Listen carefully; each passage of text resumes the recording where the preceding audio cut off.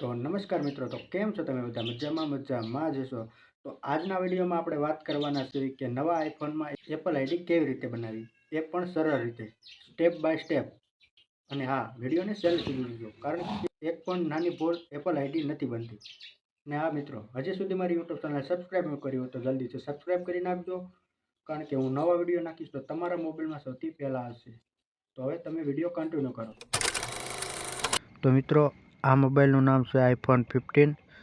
તો અત્યારે એમાં એપલ આઈડી બનાવવાની છે. નવો મોબાઈલ લીધો છે આપણે, તો એના માટે એપલ અકાઉન્ટ બનાવવાનું છે. તો તેમાં સેટિંગમાં જવાનું છે મિત્રો. સેટિંગમાં જઈને અહીંયા તમને એક ઓપ્શન દેખાતું હોય છે એપલ અકાઉન્ટ, તેમાં ક્લિક કરી નાખો. અહીંયા તમને બે ઓપ્શન દેખાતા હશે, એમાં એકમાં ક્લિક નથી કરવાનું. I don't have Apple account, આપણે પાસે કોઈ અકાઉન્ટ નથી, આપણે નવું જ અકાઉન્ટ બનાવવાનું છે, એટલા માટે એમ કરી નાખવાનું છે. પછી અહીંયા તમારે 18માં ક્લિક કરી નાખવાનું છે. તમારી ઉંમર 18 થઈ ગઈ છે. પછી મિત્રો તમને અહીંયા લાસ્ટ નામ અને તમારું ફર્સ્ટ નામ નાખી નાખવાનું છે.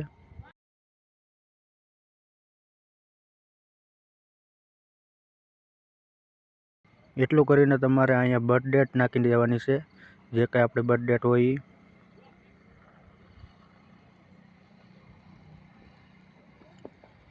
તો આપણે બર્થ ડેટ નાખી દેવી. એટલું કરીને અહીંયા નીચે તમારે બ્લુવાળા ઓપ્શનમાં ક્લિક કરી નાખવાનું છે.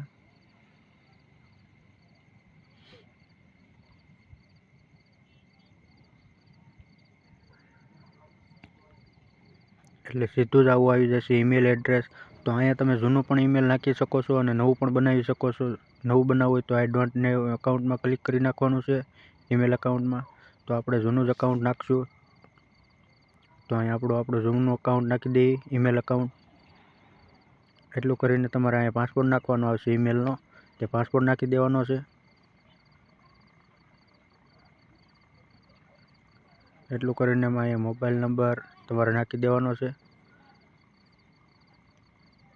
એમાં એક ઓટીપી આવશે, જે પણ પેલું કરો.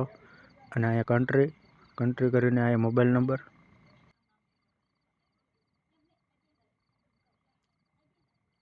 તેમાં એક ઓટીપી પડશે.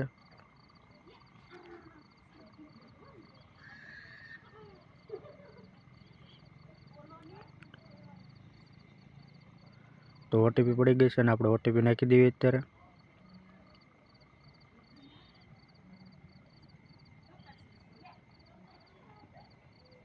એટલું કરીને તમારે અહીંયા એગ્રી ઉપર ક્લિક કરી નાખવાનું છે.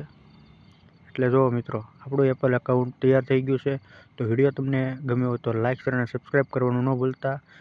તો આગળ કેવા વિડીયો જોઈએ છે એ પણ કહી દેજો, અને સારી એવી કોમેન્ટ કરી દેજો.